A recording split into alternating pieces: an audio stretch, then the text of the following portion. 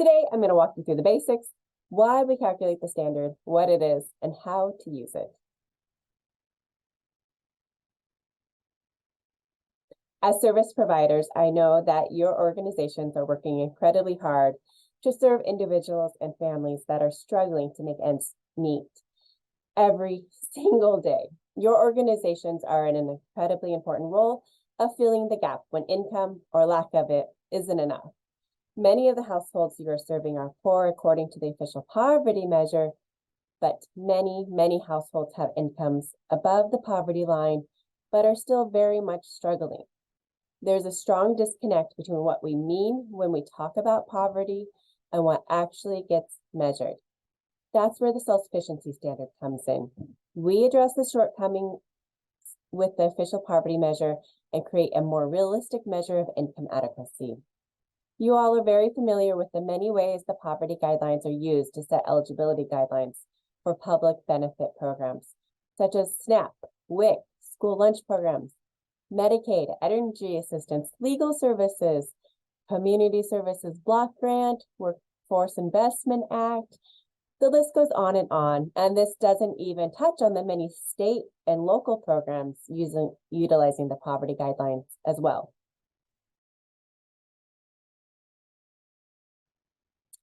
The standard is calculated by taking a market basket approach of measuring the cost of each basic need individually, not just food costs like the official poverty measure. We look at the cost of rent and utilities, childcare while parents are working, groceries for food prepared at home, commuting costs to get to and from work, healthcare, including an employer-sponsored health insurance premium and out-of-pocket costs, miscellaneous expenses such as the basic cell phone and clothing.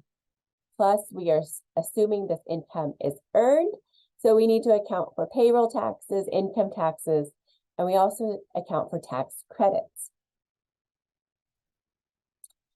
The standard accounts for geographic differences in costs. We collect cost data at the county level as much as possible. The cost of a 2-bedroom apartment in Maryland can vary from about $800 in Garrett County to nearly $2,000 in Montgomery County.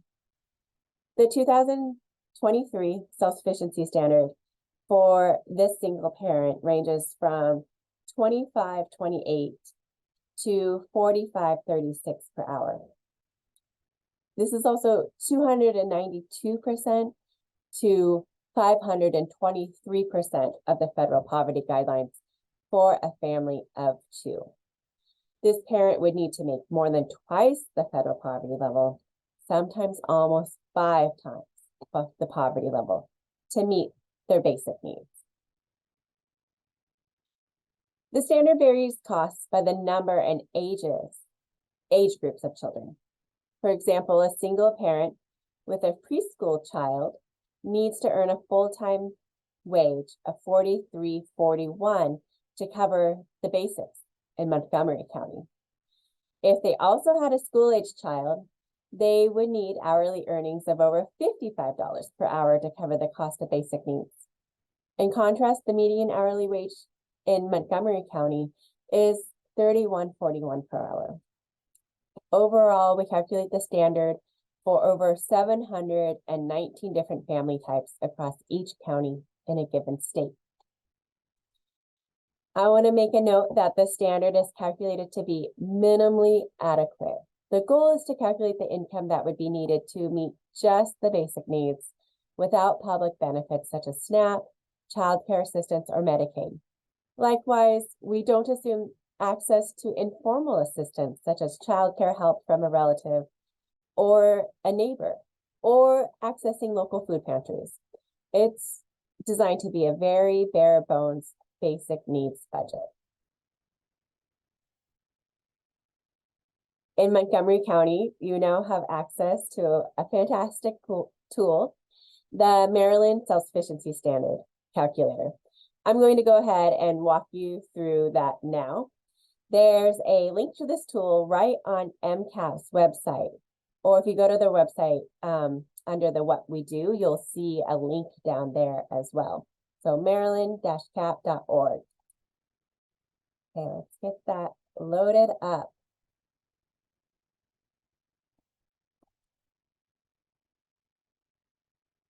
Okay, I'm going to go ahead and make this tool full screen. There's a icon down here you can click if you're working with this and want to make it full screen as well.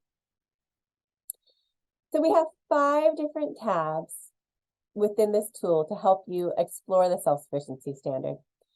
The first tab allows you to look up the standard for a given county or family type. For example, let's click on Montgomery County and select 1 adult, 1 preschooler, and 1 school-age child. Notice that this tool allows for up to 6 children. Since I've selected 1 preschooler, 1 school-age child, it changes my options for how many other children I can add. Now we can see the monthly cost of basic needs according to the standard for this family type in Montgomery County. If you hover over one of the costs, you'll see a few basic details on the cost assumptions. At the bottom, you can see the hourly, monthly, and annual self-sufficiency standard for this family type. Notice that if I switch to 2 adults, the hourly wage now reflects the full-time wage needed for each adult. You can also notice from the bar chart that childcare is the most expensive cost in the standard for this family. You can scroll over for some more details about the specific different costs included. If you're using this tool to work with clients or customers, this is the tab you'll primarily utilize. These other tabs are also really helpful for demonstrating what the standard is. For example, the second tab provides a quick look at the variation in the self-sufficiency standard needed by family type. This opens up the conversation about how the minimum wage needs are going to shift as children get older. And then, like the other tab, you can hover over for the detailed costs.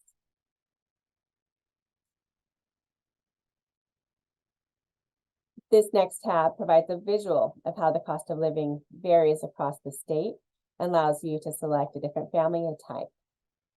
Let me go back into our 1 adult, 1 preschooler, and 1 school age example. You can find Montgomery County here, and you get those same details of hourly, monthly, and annual when you scroll over, and you can see how that compares with other areas. We also have a tab that lets you select a county to compare the standard to other benchmarks of income. So the standard for Montgomery County is 82% of the median family income in the area, but it is 354% that of the minimum wage and 507% more than the poverty guidelines. This also shows me that 1 adult, 1 preschooler, and 1 school-age child working a minimum wage job would need to work 141 hours per week to make ends meet if they don't have access to public benefits. That's the equivalent of 3.5 full-time jobs. And it's absolutely just not realistic for any individual.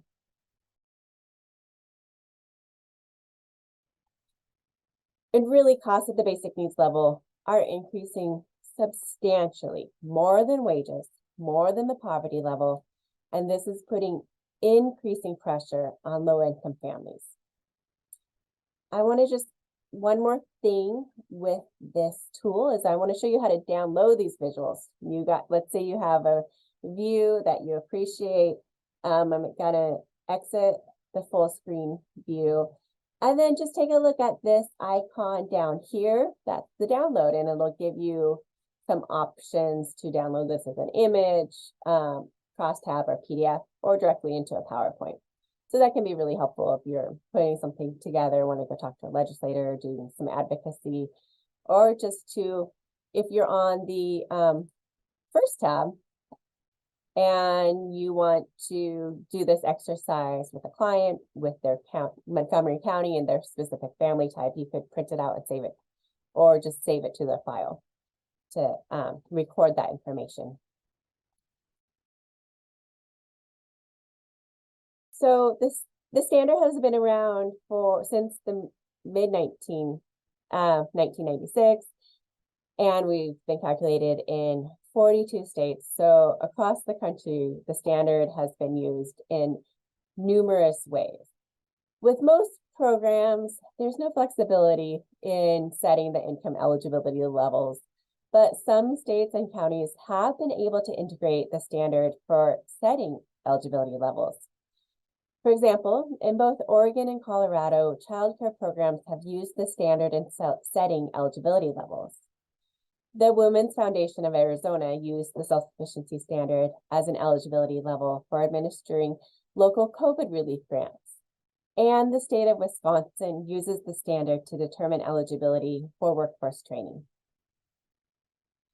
Ultimately, counseling and financial education is a really integral part of using the Self-Sufficiency Standard. With the Maryland calculator, you can review with clients what the standard is for their county, for Montgomery County in this case, and their family type, knowing that what they will ultimately need can empower clients to set long-term goals. What kind of education and job training will help put them on a path towards economic security? Some programs pair the self-sufficiency calculator with a spreadsheet or a website that includes median wages of occupations in the area to help guide that conversation. In Wisconsin, they took in an additional step and integrated an occupational search tool that inputs the client's interests and skills to match with occupation paths that will reach a self-sufficiency wage. For most caseworkers, this conversation is paired with developing short-term strategies. I've heard over and over that going over the self-sufficiency standard calculator with clients shows them that it's not their fault. They are not somehow just budgeting wrong, even though they are tracking every single penny. It's not their fault debt is rising because basic needs are expensive. And applying for all the benefits and tax credits they are eligible for will help close the gap between their low wages and high costs. The self-sufficiency standard also really gets utilized on the program administration side. A lot of programs are benchmarking clients with their self-sufficiency standard. When they enter your services, what income and resources do they have? How does that compare to the self-sufficiency standard? You can see how this gets paired with the counseling I just discussed. Now, as they exit your services, has their income gone up? Or have their benefits or other resources increased? Administrators can aggregate this data across programs to track overall progress towards helping families reach economic security. Over time, this data allows program administrators to track and evaluate changes in outcome. For example, Seattle-King County found that in fiscal year 2020, they were serving more clients near the middle of the self-sufficiency range. In fiscal year 2020, the percentage of clients entering their programs with zero earned income dropped, while they had a big increase in clients with income at 50% or lower than self-sufficiency. Likewise, fiscal year 2020 saw a drop in clients exiting with full self-sufficiency and an increase in exits with less than 71% self-sufficiency.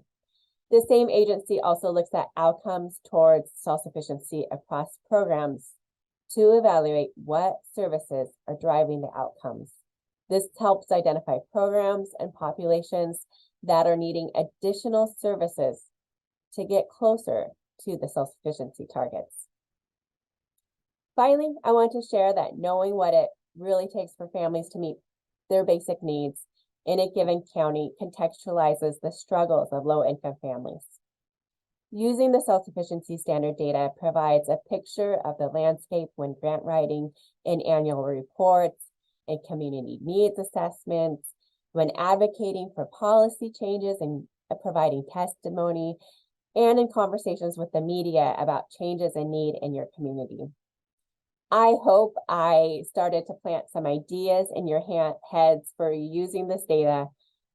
And I want to wrap up with a big thanks to Montgomery County Community Action Agency for their long partnership with the Self-Sufficiency Standard.